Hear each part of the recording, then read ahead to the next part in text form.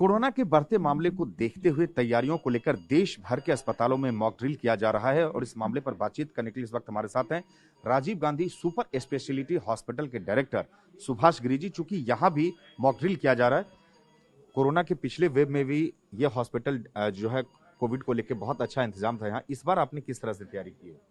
जो पिछली बार था उससे भी हमने इसको रफली डबल का हमने प्रोविजन किया है यहाँ। जहाँ तक ऑक्सीजन की बात है, लास्ट टाइम हमारे पास ऑक्सीजन का थोड़ा सा शॉर्टेज था। बेड्स तो हमारे नंबर ऑफ बेड 600 बेड्स हैं इस हॉस्पिटल में, वो हम पूरे के पूरे इस बार ऑक्सीजन सप्लाई के साथ सारे फंक्शनल कर देंगे। एट प्रेजेंट हम लोगों ने 150 वेंटिलेटर बेड और 150 दूसरे बेड एट प्रेजेंट तैयार कर लिए हैं। यदि ज़रूरत पड़ती है तो 300 बेड हम आज की डेट में रेडी हैं। हमारा oxygen supply, storage, generation, vaporisation, everything is okay.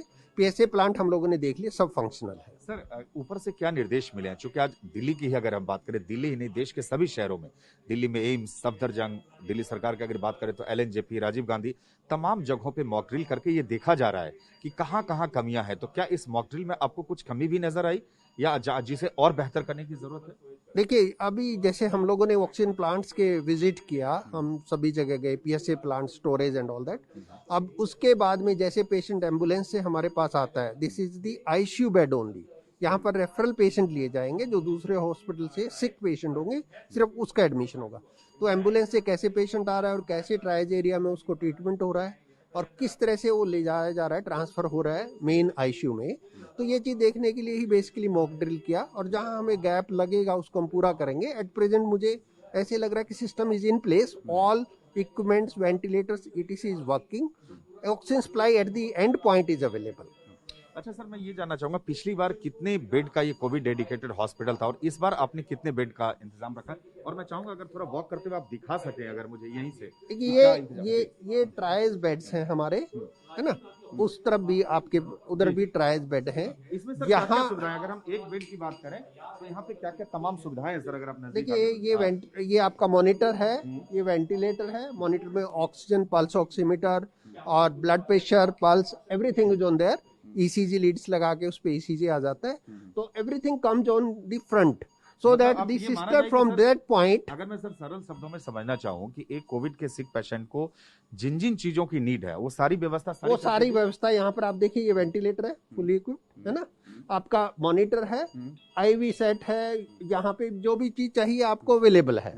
Oxygen के पॉइंट्स हैं, सक्शन के पॉइंट्स हैं, एवरीथिंग इज देयर। मतलब यहाँ अगर पेशेंट, कोविड पेशेंट सिक भी हो, अगर इस बेड पे हो तो अपने पास उसके ट्रीटमेंट की सारी सुविधाएं बिल्कुल। और सबसे अच्छी बात यह है कि हमारा सेंटर में नर्सिंग स्टेशन है, वो वहां से सभी पेशेंट को मॉनिटर कर सकती है, मॉनिटर से देख सकती है।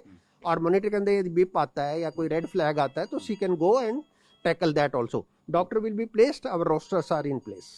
सर, एक सवाल समझना चाहूंगा कि पिछले कोविड में भी डेडिकेटेड हॉस्पिटल था, पिछली बार के अनुभवों से क्या कुछ नया सीखा आपने या आपको लगा कि उस बार कमी थी, इसको दुरुस्त करने की? जो पिछली बार हमें जो मेन प्रॉब्लम, जो बोटलनेक हुआ था, एक तो ऑक्सीजन सप्लाई पे हुआ था, पूरी दिल्ली में था, और वो जो कोविड जो डेल्टा वेव आया था वो बहुत रैपिड आया था, उसकी सीवियरिटी बहुत ज्यादा थी। इस बार BF.7 ये उस टाइम पे आ रहा है जबकि हमारी अपनी पॉपुलेशन, रफली सारी की सारी पॉपुलेशन एक या दो बार इन्फेक्टेड हो चुकी है।